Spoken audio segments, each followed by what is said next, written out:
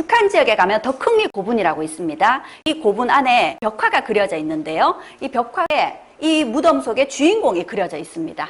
이 주인공이 유주자사 진이라는 사람이에요. 자사는 지금으로 치면 도지사.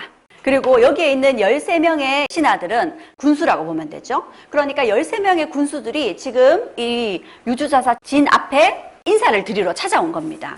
유수자사라는 이 사람이 관할하는 지역이 지금의 북경 지역에 해당이 된다는 얘기가 있습니다.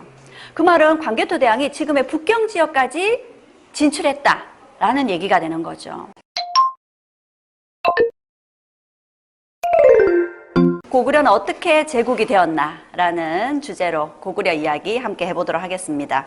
백제는 제가 지난 시간에 삼국 중에서 제일 먼저 성장한 나라다라고 소개를 했었습니다. 그런데 고구려는 삼국 중에서 가장 힘들게 성장한 나라입니다. 고구려가 얼마나 힘들게 성장했는지 제가 비유를 한번 들어보겠습니다. 어떤 모습이에요? 개구리가 지금 새에게 잡아먹히기 직전이죠. 그런데 그 잡아먹히는 순간에도 뭘 하고 있어요? 새의 목덜미를 쥐고 있습니다. 그 잡아먹히는 순간에도 절대로 포기하지 않겠다라는 의지가 보이죠. 바로 이 개구리 같은 모습이 고구려의 모습이었다라고 얘기하고 싶습니다. 이 그림은 고구려 고분 벽화인데 여러분들한테 굉장히 익숙한 벽화죠. 벽화 이름이 뭐죠? 수렵도입니다. 그렇죠? 이 수렵도를 보면 고구려 사람들의 용맹하고 활기찬 모습을 들여다볼 수가 있는데요. 이 수렵도는 고구려 사람들의 일상의 모습을 거의 사실적으로 그려놨다라고 얘기해도 맞을 겁니다. 무덤 안에 그려놓은 그림이지만 거의 일상의 모습을 그대로 옮겨놨다고 봐도 될 겁니다. 고구려 사람들 굉장히 멋쟁이였거든요. 패션 감각이 굉장히 뛰어난 사람들이었는데 특히 남자들은 머리에 조우관이라는 걸 썼습니다. 이 조우관에는 새의 깃털을 이렇게 달았거든요. 근데 이 새의 깃털이 이 사람하고 이 사람이 방향이 다르죠. 왜 그럴까요? 바람에 따라 이 두 사람이 방향을 달리하고 있기 때문에 새의 깃털도 다른 겁니다. 그러니까 바람의 방향에 따라서 새의 깃털도 있는 그대로 사실적으로 그렸다라는 거 확인이 되겠죠. 그리고 이 사람이 지금 사슴을 겨냥하고 있는데요. 이 사슴이 엉덩이가 좀 특이하지 않으세요? 사슴의 엉덩이가 하얘, 그쵸? 원숭이 엉덩이가 빨개가 아니라 사슴의 엉덩이가 하얗습니다, 그쵸? 원래는 이 사슴이 꼬리를 내리고 있습니다. 그러면 하얀 엉덩이가 보이질 않아요. 그런데 흥분을 하면 꼬리를 치켜들게 되고 엉덩이가 하얀 게 드러난답니다. 우리가 흔히 보는 작은 사슴 말고요, 술록과 같은 그런 큰 사슴들 있죠. 이렇게 엉덩이가 하얀 사슴들이 실제로 캐나다 북부 지역에 살고 있다 하거든요. 그러니까 이 사슴이 그 당시에 고구려 산악지대에 살았던 사슴으로 봐도 될 겁니다. 흥분해서 도망가고 있는 모습까지 그대로 드러낸 걸 보면 이 그림이 굉장히 사실적으로 그려놓은 그림이라는 걸 알 수가 있겠죠. 그리고 재미있는 게 지금 이 사람이 화살을 쏘고 있죠. 근데 이 화살의 모습이 특이합니다. 화살의 살이. 고구려 사람들이 활을 굉장히 잘 만들었어요. 이 활을 만드는 기술은 정말 세계 최고라고 해도 손색이 없는데요. 고구려 사람들이 주로 만들던 활을 맥궁이라고 얘기하는데 쇠뿔을 연결을 시켜가지고 굉장히 단단하게 만드는 건데요. 우리가 보통 화살촉이 뾰족할 거라고 생각하죠. 이 뾰족한 화살 끝은 갑옷을 뚫을 수 있도록 강하게 만드는 거죠. 그런데 이 화살 끝은 뾰족하지 않죠. 앞부분이 도끼 날처럼 면적이 넓습니다. 이거는 무장을 하지 않은 사람을 공격할 때입니다. 여기 지금 동물이니까 무장을 하지 않은 거죠. 그러니까 상처를 크게 내려는 용도로 이렇게 면적이 넓은 화살을 쏜 거죠. 그리고 또 재미있는 게 이렇게 화살 촉 끝에 동그란 게 달려있죠. 화살을 날리게 되면 여기서 소리가 납니다. 굉장히 큰 소리가 나요. 지금 여기는 사냥 대회가 열리고 있으니까 사냥감들을 몰기 위해서 일부러 큰 소리를 내는 겁니다. 그러면 이 사냥감들이 정신없이 도망을 가겠죠. 그림을 보면 한눈에도 고구려 사람들이 말타기, 활쏘기 굉장한 실력이다라는 걸 알 수가 있습니다. 그런데 이 중에서 우리가 가장 말타기, 활쏘기 실력이 뛰어날 거다라고 예측할 수 있는 사람이 있죠. 누군가요?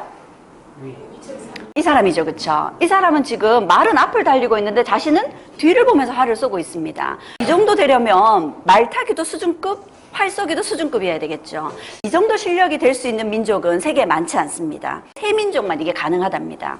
당연히 고구려인들 가능하겠고요. 그리고 몽골인들이죠. 그리고 또 하나가 동양에서는 흉노족이라고 불리는 사람들. 세계사에서는 훈족이라고 알려진 사람들요. 흉노족들이 한나라에게 쫓겨 서쪽으로 가게 되면서 게르만인들을 이동시키게 만들었고 그 게르만인이 결국 서로마를 무너뜨렸거든요. 그러니까 훈족도 세계사에 큰 족적을 남긴 민족이라고 할 수 있겠죠. 그런데 세계에서 가장 말타기 활속이 뛰어난 민족, 세 민족 안에 고구려가 속한다는 겁니다. 이런 걸 보면 우리가 올림픽 때마다 양궁에서 메달을 휩쓰는 것도 단지 우연이라고 볼 수는 없을 겁니다. 아마 우리 피 속에 이런 고구려의 피가 전해지고 있기 때문이다라고 설명할 수 없겠죠. 이런 모습을 보면 고구려 사람들에게 사냥이 그만큼 중요했다라는 걸 들여다볼 수가 있습니다. 왜요? 고구려는 농사지을 땅이 부족했거든요. 그러니 부족한 식량 문제라든지 이런 걸 해결하기 위해서 상대적으로 산과 골짜기가 많으니까 이런 사냥을 많이 했겠죠. 사냥이 고구려 경제활동의 주된 부분을 담당하게 됩니다. 사냥으로 해결되지 않는 부분들은 어떻게 할까요? 주변 민족을 침략하겠죠. 약탈하겠죠. 중국의 위촉오 삼국시대 아시죠? 그 삼국시대를 설명해 놓은 삼국지라는 역사책에 보면 고구려인들에 대해서 이렇게 소개하고 있습니다. 고구려 사람들은 성품이 흉측하고 노략질하기 좋아하고 사냥을 잘한다 이렇게 소개를 하고 있거든요. 그래서 그런 모습이 그대로 드러나 있습니다. 고구려는 그만큼 척박한 땅에서 살기 힘든 환경에 세워진 나라다라는 걸 설명할 수 있겠죠.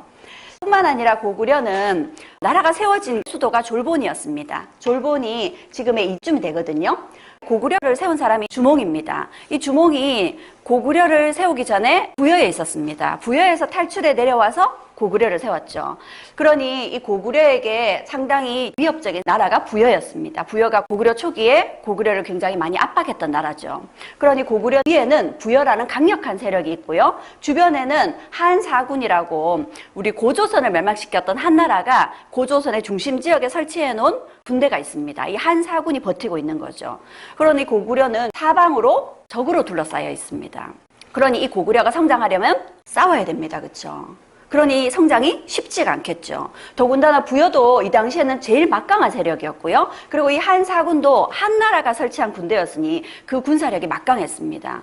그러니 이 안에서 고구려가 세력을 넓히기는커녕 살아남는 것 자체가 쉬운 일이 아니었겠죠. 이게 바로 고구려의 상황이었습니다.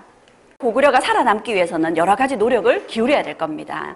우선 주변의 강력한 국가들과의 전쟁에서 스스로를 지키기 위해서 고구려가 성을 쌓습니다. 고구려가 성을 엄청 잘 쌓아요. 중국에 가면 만리장성이라고 있죠. 그 만리장성을 우리가 진시황제가 쌓았다고 알고 있습니다. 그렇죠? 그런데 지금 우리가 중국 가서 만나는 만리장성은 진나라 때 진시황제가 쌓은 성이 아니에요. 명나라 때 다시 쌓은 성입니다. 명나라 때 쌓은 성이니까 지금으로부터 400년에서 600년 사이 그 정도밖에 안 된 거죠. 그런데 고구려의 성이 지금 중국 땅에 남아 있습니다. 지금 현재 중국 땅에 남아있는 백암성의 모습이에요. 고구려가 이 당시에 중국의 침입을 막겠다고 천리장성을 쌓았거든요. 근데 그 천리장성의 흔적이 그대로 남아 있습니다. 시간이 얼마나 지났어요? 한 1400년, 500년 정도 지났거든요. 그럼에도 불구하고 무너지지 않고 이렇게 버티고 있는 겁니다. 그렇게 본다면 고구려 사람들의 성 쌓는 기술은 굉장히 뛰어나다라고 얘기할 수가 있겠죠. 그런데 이 고구려의 성은 튼튼하기도 튼튼하지만 또 굉장히 중요한 특징이 있습니다. 여기에 성을 보니까 특이한 구조물이 있죠. 성이 일자로 이어지다가 디귿자로 튀어나온 부분이 있습니다. 이걸 치라고 얘기를 합니다. 일부러 이런 치라는 걸 만들었어요. 왜 만들었을까요? 성은 공격보다는 방어를 위한 거죠. 그러니까 적이 성을 무너뜨리려고 하고 성을 넘어오려고 하겠죠. 그렇게 적의 공격에 양측으로 공격을 할 수 있을 겁니다. 그러니까 굉장히 효율적인 방어를 할 수가 있겠죠. 그래서 이런 아이디어를 발휘한 나라가 바로 고구려입니다. 그렇게 고구려가 한반도 북부 지역에 위치하면서 이렇게 성을 천리에 걸쳐서 쌓은 거예요. 그러니 고구려가 쉽게 얘기하면 한반도 남부에 있는 나라들을 잘 지켜주는 한반도 울타리 역할을 했다는 겁니다. 예전에 집집마다 울타리가 있죠. 울타리 왜 있는 걸까요? 우리 집을 지키려고 울타리를 설치하는 거죠. 그런 것처럼 고구려가 바로 한반도의 울타리 역할을 제대로 해줬습니다. 고구려가 이 한반도의 울타리 역할을 제대로 했기 때문에 남쪽에 있던 백제, 신라, 가야가 안정적으로 성장할 수 있었던 거죠. 백제가 제일 먼저 안정적으로 성장할 수 있었던 것도, 그리고 고구려의 성장이 늦었던 것도 다 고구려가 이 한반도 울타리 역할을 했기 때문입니다. 그러니 우리 역사에서 특히 삼국시대에서 고구려의 역할이 굉장히 든든한 역할이었다 이렇게 볼 수 있겠죠. 고구려 입장에서는 굉장히 치열한 순간이었겠지만요. 그러다 보니까 고구려는 주변에 있는 강한 나라들과 항상 싸우면서 성장을 해야 됩니다. 그러려면 강력한 무기를 만들어야 되겠죠. 그 중에 하나가 지난 시간에 제가 백제 무령왕릉을 설명하면서 왕에게 신겨졌던 금동 신발을 소개했었죠. 근데 그 금동 신발 밑에 스파이크가 박혀 있다고 얘기를 드렸었잖아요. 그런 신발을 왜 신었을까? 풀리지 않은 수수께끼였고, 그 신발이 백제뿐만 아니라 신라에서도 발견됐는데 도대체 그런 신발을 왜 신겼는지 밝혀내지 못했다 그랬잖아요. 그런데 그 신발의 비밀이 바로 고구려 고분벽화에서 밝혀집니다. 이 고분벽화 속에 있는 이 사람이 그런 신발을 신고 있는 거예요. 이 신발을요. 이 신발을 왜 신었을까요? 이 사람은 말 타는 기병입니다. 기병이니까 말에 딱 붙어서 말을 달려야 되겠죠. 그러기 위해서는 다리가 말의 배에 딱 고정이 돼야 되고요. 그러기 위해서 유목민족들은 이렇게 등자라는 걸 설치합니다.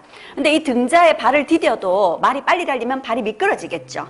그런데 이 신발을 신으면 어때요? 딱 고정이 되겠죠. 안정적으로 말을 탈면서 활을 쏘거나 창을 휘두를 수 있을 겁니다. 바로 이런 용도였다라는 거죠.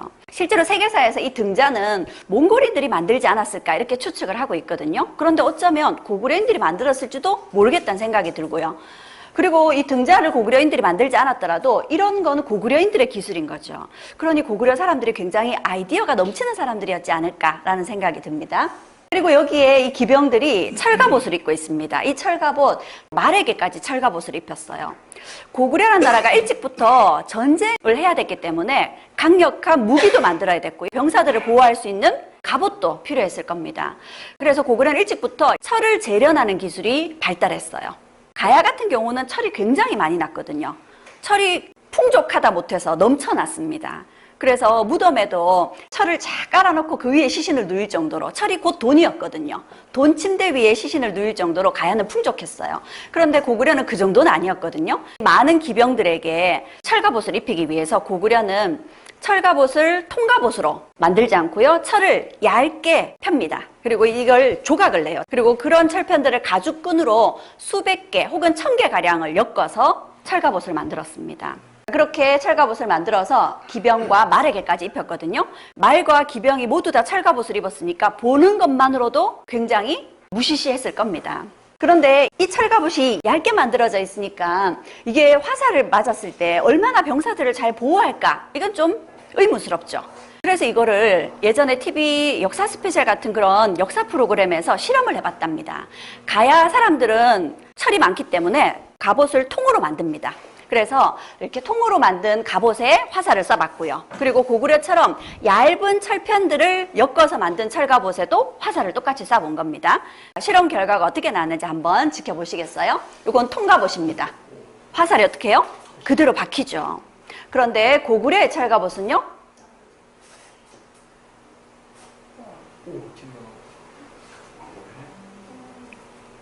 튕겨 나옵니다. 철판이 얇기 때문에 이거를 뚫을 것 같지만 이 철판이 얇으면서도 굉장히 강해요. 이 당시에 강력한 철을 만드는 제일 중요한 조건이 철은 강하면서 유연성이 있어야 됩니다. 그러니까 이 철편이 얇지만 강하면서 유연성이 있는 거죠. 그리고 철편들을 이렇게 엮어놨기 때문에 화살이 날라오면서 반동으로 튕겨나가는 겁니다. 그러니 가야의 통갑옷보다 고구려의 철갑옷, 이게 훨씬 더 효과적이었던 거죠. 거기다가 통갑옷을 입었을 때 한번 생각해 보세요. 움직이기가 어떻겠어요? 불편할 수밖에 없습니다. 그런데 이 갑옷은요? 굉장히 편하죠. 그러니 여러 가지 면에서 봤을 때 고구려가 아주 대단한 아이디어로 탁월한 철갑옷을 만들었다라고 볼 수가 있겠죠. 그래서 이 고구려의 철갑옷이 나중에 광개토대왕 장수왕 때 한반도 전역으로 세력을 넓히면서 백제나 가야 그리고 신라에도 영향을 끼치게 됩니다. 고구려가 이런 것들을 만들어낼 수 있었던 건 뭐 때문일까요? 주변에 많은 적들과 싸우면서 살아남기 위해서였다라는 거죠. 대행렬도는 안악 사모분의 무덤에 그려져 있는 벽화입니다. 여기에 보면 굉장히 웅장하고 멋있는 고구려의 군사력의 모습을 엿볼 수 있습니다. 이렇게 고구려가 성장하게 된 거죠. 그런데 전쟁에서는 이런 무기, 기술력 이것만으로 이길 수는 없겠죠. 전쟁에 임하는 마음도 굉장히 중요한데요. 고구려 사람들은 동맹이라는 제천 행사가 있었습니다. 고구려를 세운 주몽, 그리고 주몽의 어머니인 유화부인 이들을 신으로 모시면서 하늘에 제사를 지내는 거예요. 매년 10월에 제사를 지냅니다. 그리고 이 제사가 끝나고 나면 제사에 차려진 음식들을 모두가 함께 나누어 먹으면서 잔치를 열어요. 축제를 여는 거죠. 이날만큼은 신분에 상관없이 모두 한데 어우러져서 함께 놀았다고 합니다. 철저한 신분제 사회에서 이날만큼은 신분에 상관없이 함께 어우러지게 놀 수 있게 만든 거, 뭐 때문이었을까요? 사람들로 하여금 단합을 이끌어내기 위해서였다라는 거죠. 우리가 하나라는 의식을 심어줬던 겁니다. 또 한편 고구려의 결혼 이야기를 잠깐 소개를 드리자면 우리가 결혼을 할 때 장가든다 혹은 시집간다 이런 말을 쓰죠. 둘 다 결혼한다는 뜻입니다. 그렇죠? 그런데 사실은 의미가 완전 다릅니다. 우리가 장가든다 할 때 장가든다는 장인의 집으로 들어간다라는 뜻입니다. 입장가. 장인의 집에 들어가 사는 거예요. 고구려 시대 때는 실제로 이런 결혼 풍습을 서옥제라고 얘기를 하는데요. 집안끼리 결혼을 약속합니다. 그러면 장인이 장인의 집 뒤에다가 사위가 살 집을 마련을 해둡니다. 이게 사위와 딸이 살 집입니다. 그래서 사위 서자 집옥자를 써서 사위집이라고 하는 거죠. 그래서 결혼이 정해지면 사위집을 지어놓고 결혼 준비를 해놓습니다. 그러면 사위가 찾아와서 장인에게 따님과 결혼하고 싶습니다. 이미 해가 저물었으니 서옥에 들어가서 잘 수 있게 해주세요. 따님과 함께 잘 수 있게 해주세요. 이렇게 요청을 합니다. 간곡히 부탁을 해요. 그러면 장인이 안 된다 하고 튕굽니다. 한 번에 허락을 안 해줘요.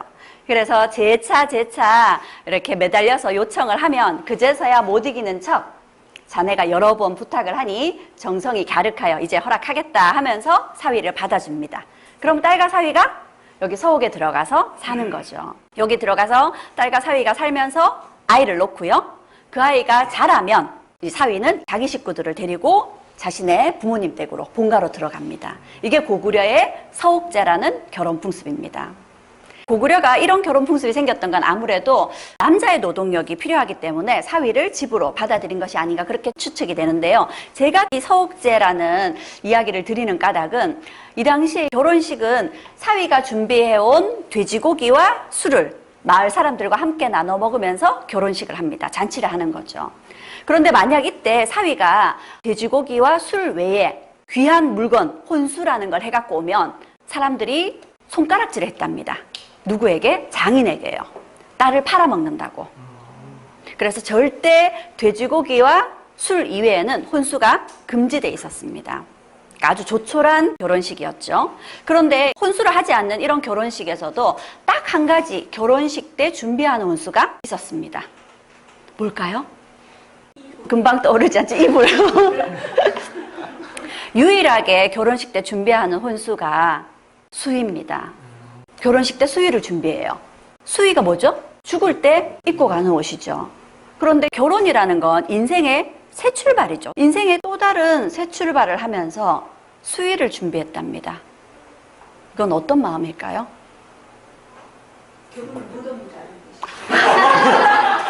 제가 분위기 잡으려고 그랬는데 분위기 완전 깨졌습니다. 결혼과 동시에 죽음을 준비한다라는 뜻입니다. 고구려는 전쟁이 너무나 많기 때문에 언제 죽을지 모릅니다. 그러면 이 주위의 사람들이 이렇게 많이 죽어가면 산 사람도 슬퍼서 살 수가 없겠죠. 그러니 고구려 사람들은 많은 전쟁 속에서 주변에 있는 사람들이 죽어갈 때 그걸 무작정 좌절하고 슬퍼하고 고통스러워하기보다는 자연스럽게 받아들였어야 됩니다. 그래서 인생의 새 출발을 하는 시점에 죽음을 함께 준비했던 겁니다. 그러니 고구려 사람들에게는 삶과 죽음이 따로 있지 않았어요. 언제든지 마음의 준비를 하고 살았던 사람들이 고구려 사람들이었습니다. 그래서 이 혼수를 들여다보면 고구려가 성장하는 과정에서 살아남는 것 자체가 쉽지 않았다라는 거 느낄 수 있을 겁니다. 고구려라는 나라가 세워지고 나서 제일 우선적인 목표로 삼았던 것은 생존이 아닐까 싶습니다. 그렇게 고구려는 정말 최악의 열악한 환경 속에서도 끊임없이 노력하면서 꿋꿋하게 결국 살아남았습니다. 그렇게 살아남은 고구려가 그 다음은 성장을 해야 되겠죠. 고구려 4세기 말에 미천왕이라는 왕 때 주변에 있던 한사군을 다 몰아내게 돼요. 그래서 어느 정도 고구려가 세력을 키우고 안정적으로 성장할 수 있는 기반을 마련하게 됩니다. 이제는 다른 어려움 없이 성장할 수 있을 거다라고 기대했어요. 그런데 고구려에게 또 한 차례 큰 위기가 찾아옵니다. 고구려의 고국원왕 때였는데 중국의 연나라라는 나라가 있었어요. 이 연나라는 선비족이라고 중국 사람들을 공포에 떨게 만들었던 5 오랑캐가 있는데 그 중에서도 가장 막강한 세력 중에 한 민족이 선비족입니다. 이 선비족이 세운 연나라가 고구려를 침입해 온 겁니다. 고구려가 이 연나라의 침입에 대비를 하긴 했는데 연나라가 대군을 이끌고 침입해 올 거라 생각하는 길에서 기다리고 있었어요. 근데 연나라가 예상했던 경로가 아니라 다른 곳에 굉장히 좁고 험난한 길로 쳐들어온 겁니다. 그쪽은 대비책을 세워놓지 않았는데요. 그러다 보니까 연나라의 침입을 제대로 막을 수 없었고 결국 고구려의 고국원왕은 홀홀단신으로 겨우 목숨만 건져서 도망을 간 지경이 됐고요. 결국 수도는 연나라에게 정복당합니다.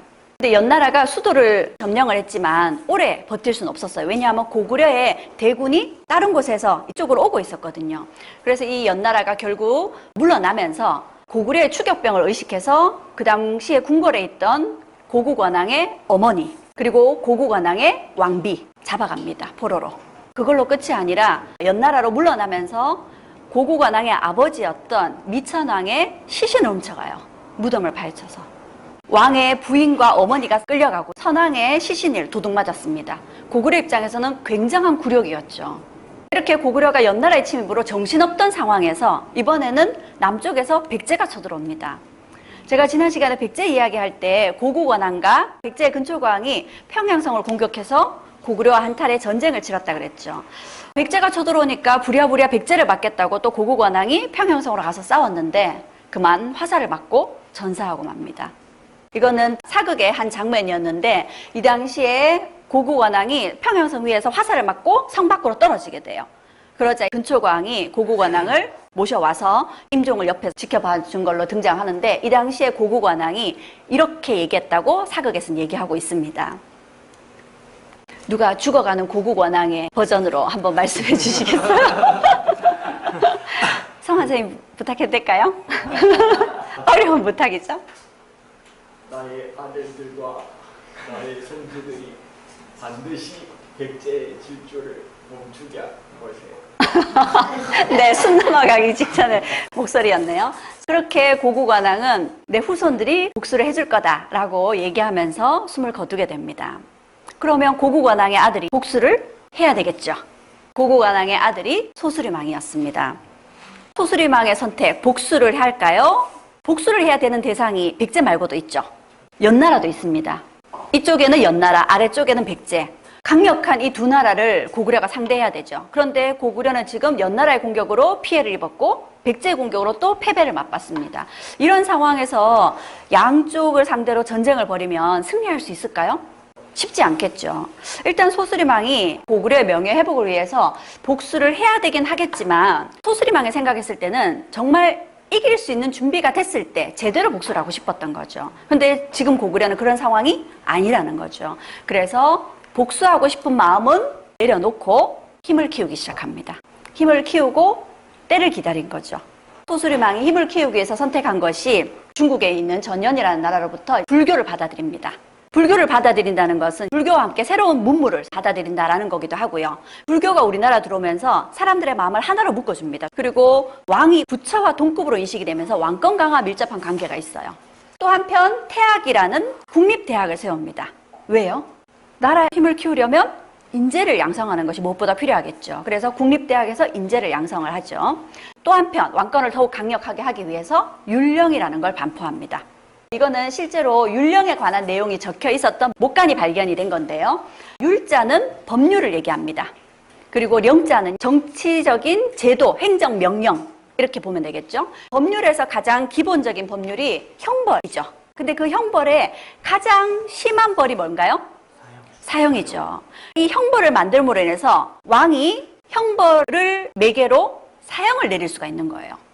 왕은 법을 근거로 사람을 죽일 수 있는 힘을 가지게 된다는 겁니다. 그리고 령은 행정, 제도, 행정명령이라고 그랬잖아요. 나라를 운영하려면 관직이 여러 개가 필요하겠죠? 그리고 그 관직은 서열이 있습니다. 이런 관직의 서열을 매긴 거예요. 그리고 그 관직 서열 중에 제일 높은 곳에 누가 자리하게 될까요? 왕이.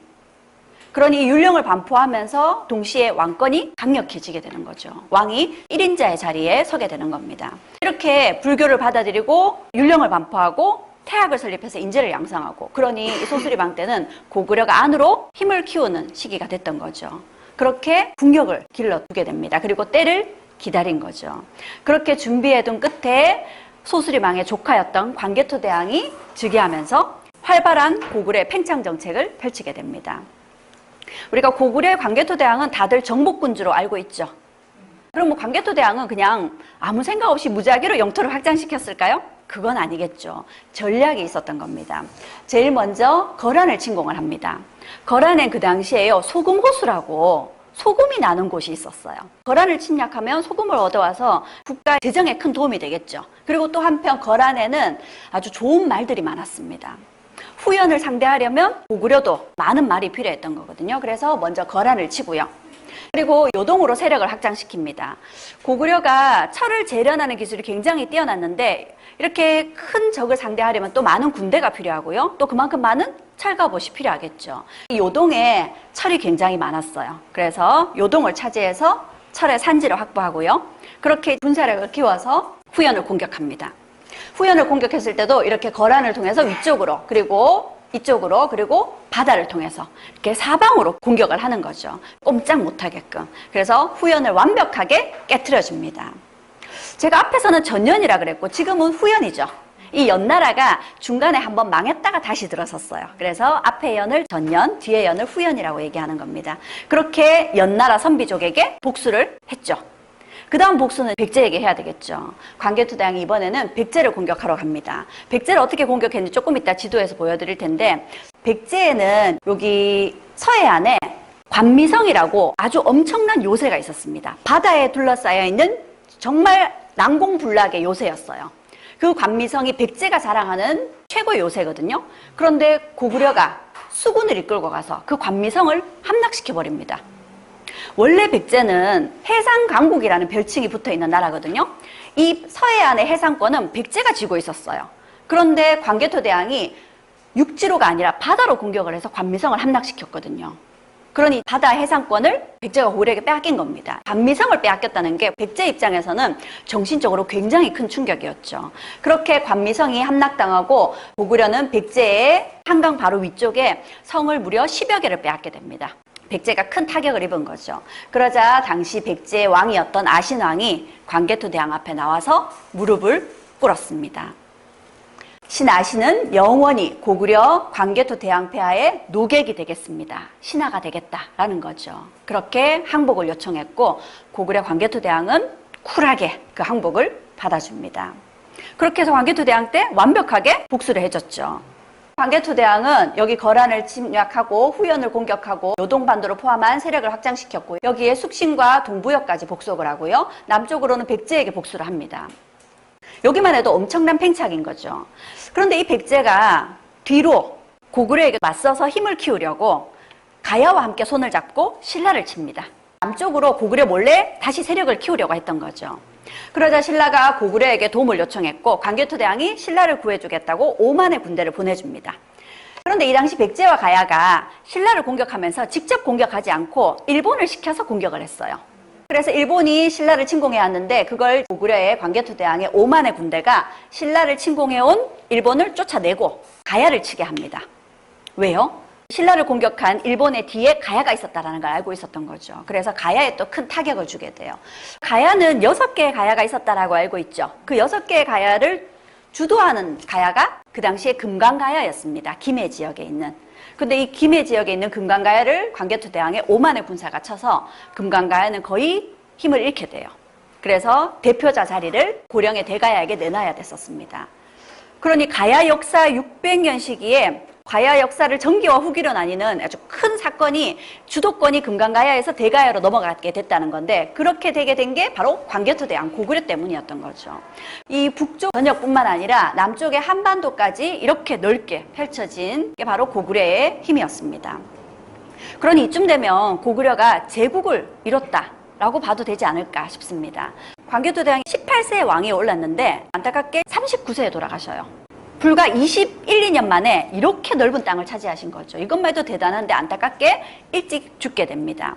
광개토대왕이 죽고 나서 광개토대왕의 시호를 붙여줬는데 국강상 광개토경 평안호태왕이라는 시호가 붙여집니다.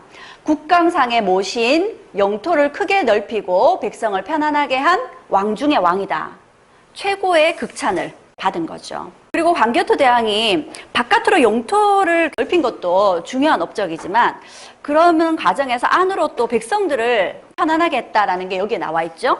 백성들을 생각하는 애민군주였습니다. 광개토대왕이 왕위에 있을 동안 영락이라는 연호를 발표합니다. 이 연호라는 건 연도를 칭하는 호칭이거든요. 이 연호는 원래 중국의 황제가 발표하는 겁니다. 중국의 황제가 새로 즉위해서 연호를 발표하면 주변 나라들이 그 연호를 따라 써야 됐었어요. 그런데 광개토대왕 때 처음 연호가 기록에 나와 있습니다. 광개토대왕이 연호를 발표했다는 거예요. 그 말은 우리는 중국의 연호를 따라 쓰지 않겠다라는 거고요. 우리는 중국과 대등한 나라다라는 걸 보인 겁니다. 그리고 그 연호에 담긴 뜻이 영락이라 그래서 길영자 즐길락자, 영원토록 백성들을 즐겁게 해주겠다라는 광개토대왕의 통치 철학이 담겨 있는 연호였던 거죠. 그러니 광개토대왕은 정말 엄청난 제국을 이루었을 뿐만 아니라 안으로 백성을 생각하는 정말 멋진 군주였다라고 할 수가 있겠죠. 그리고 광개토대왕이 이 당시에 얼마나 넓은 땅을 차지했는지 또 하나의 가설이 있는데요. 북한 지역에 가면 덕흥리 고분이라고 있습니다. 이 고분 안에 벽화가 그려져 있는데요. 이 벽화에 이 무덤 속에 주인공이 그려져 있습니다. 이 주인공이 유주자사 진이라는 사람이에요. 자사는 지금으로 치면 도지사. 그리고 여기에 있는 13명의 신하들은 군수라고 보면 되죠. 그러니까 13명의 군수들이 지금 이 유주자사 진 앞에 인사를 드리러 찾아온 겁니다. 유수자사라는 이 사람이 관할하는 지역이 지금의 북경 지역에 해당이 된다는 얘기가 있습니다. 그 말은 광개토대왕이 지금의 북경 지역까지 진출했다라는 얘기가 되는 거죠. 여기에 대해서 북한의 역사학계에서는 실제로 광개토대왕이 북경 지역을 오래지는 않았지만 점령을 했었다. 거기까지 진출했었다라고 얘기를 하고요. 중국 측에서는 이 유주자사 진이 원래 중국의 관리였는데 고구려로 망명을 한 거다. 이렇게 논란이 있긴 하지만 충분히 있을 수 있는 가설인 거죠. 왜냐하면 이 당시가 중국이 나라가 여러 번 들어섰다가 망하고 하는 혼란한 시기였으니까요. 이 정도로 광개토대왕 때는 대제국을 이룰 만큼 막강한 영향력을 발휘했다라는 걸 확인할 수가 있습니다. 그런데 안타깝게 광개토대왕은 일찍 죽게 되죠. 광개토대왕의 왕위를 이은 장수왕은 광개토대왕과는 달리 굉장히 오래 삽니다. 문헌상으로 98세까지 살았다고 하죠. 이 장수왕 때는 오래 산 만큼 또 엄청난 영향력을 발휘하게 됩니다. 그 전에 아신왕은 광개토대왕에게 항복을 했었잖아요. 그런데 그렇게 항복을 하고도 백제가 힘을 키우려고 합니다. 그리고 계로왕이 부귀에게 서신을 보내는데 뭐라고 얘기하고 있냐면 지금 고구려 장수왕이 죄를 지어서 나라가 스스로 남에게 잡아먹히게 생겼고 대신과 호족들의 사륙행위가 그치지 않고 있습니다. 그들의 죄악이 넘쳐난 백성들이 뿔뿔이 흩어지고 있으니 지금이야말로 고구려를 멸망시킬 시기입니다. 그러니 부귀 폐하의 힘을 빌려서 함께 고구려를 칩시다 한 겁니다. 그 부귀라는 나라가 어디였냐면 여기입니다. 그러니 백제가 부귀에게 서신을 보내어서 부귀와 백제가 함께 고구려를 치자고 한 겁니다. 부귀 입장에서 사실 솔깃한 제안이지 않나요? 그런데 부귀에서는 그 서신을 받자마자 백제가 이런 서신을 보냈다 하고는 그대로 고구려에게 고해 바칩니다. 왜 그랬을까요? 무서워서 맞습니다. 그런데 무서워서도 맞지만 이 당시 장수왕이 외교를 아주 잘했다는 겁니다. 나이가 많은 만큼 아주 노련한 외교적 수완을 발휘했는데 사실 이렇게 고구려와 부귀가 국경을 맞대고 있으면 사이가 안 좋을 수밖에 없겠죠. 그런데 이 당시 고구려는 원래 여기에 있던 후연이라는 나라를 아까 멸망을 시켰었죠. 그리고 후연 자리에 연년, 북연이라는 나라가 생깁니다. 근데 이 북연은 왕이 고구려 출신이에요. 그러니까 이 북연은 고구려하고 가까울 수밖에 없겠죠. 그리고 고구려가 여기 남조하고 친하게 지냅니다. 가까이 있는 나라는 사이가 안 좋을 수 있어요. 그런데 가까이 있는 나라와 사이가 안 좋으면 멀리 있는 나라하고 일부러 친하게 지내죠. 그래서 고구려는 일찍부터 여기 북연과 있는 송나라와 친하게 지냅니다. 그러면 지금 북위는 어떤 상황이죠? 위, 아래, 옆으로 다 포위되어 있는 상황이죠. 고구려에게 잘못 보이면 어떻게 될까요? 완전 불리해지는 거죠. 이런 외교적 수완을 발휘하면서 고구려가 북위도 살살 달래고 있었어요. 선물도 안겨주고 이러면서 북위하고도 좋은 관계를 유지하고 있었던 거죠. 그 당시에 고구려는 굉장히 넓은 땅을 차지한 제국이었음에도 불구하고 주변 나라와의 관계를 좋게 유지했다는 겁니다. 이게 정말 쉬운 일이 아니거든요. 사실 땅덩이가 넓어지는 만큼 주변의 적은 많이 생길 수밖에 없습니다. 그러니 땅이 넓어질수록 주변 나라와의 관계에 신경을 써야 됩니다. 광개토대왕이 땅을 넓혔다면 장수왕은 그 제국을 유지하기 위해서 주변 나라와의 외교에 신경을 쓴 거죠. 이런 점이 또 장수왕이 정말 놀라운 면모죠. 백제가 북위에게 그런 서신을 보냈다라는 걸 고구려가 알게 됐겠죠. 어떻게 해야 될까요? 따끔한 맛을 보여줘야 되겠죠. 장수왕이 백제를 쳐들어갑니다. 우리 배 선생님이 좀 읽어주시겠어요? 계로왕 21년 475년 고구려왕 거련이 병사 3만 명을 거느리고 와서 한성을 포위하였다. 임금은 상황이 어렵게 되자 어찌할 바를 모르다가 기병 수십 명을 거느리고 서쪽으로 달아났는데 고구려 병사가 추격하여 임금을 살해하였다. 네, 장수왕이 3만의 군대를 이끌고 백제를 공격했고 백제의 한성을 포위합니다. 그런데 계로왕은 도망을 갔죠. 도망을 가다가 고구려 추격부에게 살해당하게 됩니다. 그렇게 왕이 죽고 수도를 빼앗기게 된 거죠. 광개토대왕은 백제에게 복수를 하면서 백제에게 항복을 받고 쿨하게 용서를 해줬는데 백제가 다시 이렇게 고구려를 건드리는 바람에 장수왕은 백제의 수도를 빼앗습니다. 장수왕이 백제의 수도를 빼앗고 더 밑으로 내려가죠. 그래서 지금의 충청북도 충주 지역까지 고구려 땅으로 만듭니다. 그야말로 동북아시아의 패자로 등극하게 되죠. 그리고 장수왕은 이러한 고구려의 위상을 다 기록으로 남깁니다. 그래서 북쪽에는 광개토대왕의 업적을 이렇게 광개토대왕릉비에 새겼고요. 그리고 남쪽에는 여기까지 고구려의 영토다라는 뜻으로 중원고구려비를 세워서 고구려의 위상을 기록으로 이렇게 남기게 되죠. 광개토대왕은 영토를 확장시키면서 제국을 이뤘다면 장수왕은 그 제국을 굉장히 전략적으로 유지했던 인물이라고 볼 수 있습니다. 장수왕 때보다 100년 이상 지나고 나서 저기 중앙아시아에 있는 사마르칸트 지역에 아브라시압 궁전 벽화에 고구려 사신이 등장합니다. 아브라시압 궁전에서 고구려 사신의 모습이 발견이 됐어요. 고구려 사신의 모습을 찾을 수 있으시겠어요? 그렇죠. 여기 조관을 쓰고 있는 이 두 사람이 고구려 사신입니다. 고구려는 동북아시아 동쪽 끝에 있는데 저기 중앙아시아 사마르칸트까지 사신을 보낸 거예요. 이 두 사람이 고구려 사신이라는 증거가 이들의 칼에 있는데요. 우리나라 사람들은 칼집 끝에 환두대도라 그래서 이렇게 동그란 무늬를 넣는 것이 특징입니다. 그래서 고구려 사신이 확실하다는 거죠. 이 당시에는 중국이 당나라로 통일한 시점입니다. 통일을 한 중국을 상대해야 되니까 어떡하겠어요? 멀리 있는 사마르칸트 중앙아시아 지역까지도 손을 잡아야 되는 거죠. 그러니 고구려의 외교력이 아시아 전역에 걸쳐 있었다라는 걸 보여주는 거죠. 그렇게 고구려, 광개토대왕, 장수왕까지 고구려가 제국을 이루고 제국을 유지하는 모습들을 같이 살펴봤습니다. 정리해보자면 고구려는 어떻게 제국이 되었을까요? 우선 고구려는 살아남는 것이 고구려의 첫 번째 목표였습니다. 살아남기 위해서 끊임없이 노력한 나라가 바로 고구려였죠. 그리고 자존심을 세우기보다는 때를 기다리면서 힘을 길렀습니다. 때를 기다린 끝에 활발하게 팽창 정책을 펼칠 수 있었고 제국을 이뤘죠. 그 제국을 이루고 나서 그 제국을 유지하기 위해서 장수왕은 주변 나라와의 외교에 신경을 썼던 거죠. 그렇게 고구려는 5세기 내내 강력한 제국이 될 수 있었던 겁니다. 그러면 고구려가 제국이 될 수 있었던 요인들을 우리에게 적용을 시켜본다면요. 내 존재 가치를 내가 먼저 찾아야 되겠죠. 그리고 안으로 힘을 키워야 되겠죠. 나만이 가질 수 있는 그런 내공을 키워서 혼자 성장하는 것이 아니라 혹은 자만하는 것이 아니라 주변에 있는 사람들과 함께 윈윈하고 함께 성장할 수 있도록 그렇게 준비를 한다면 우리도 고구려처럼 크게 성장할 수 있지 않을까 싶습니다. 이상 경청해 주셔서 감사합니다.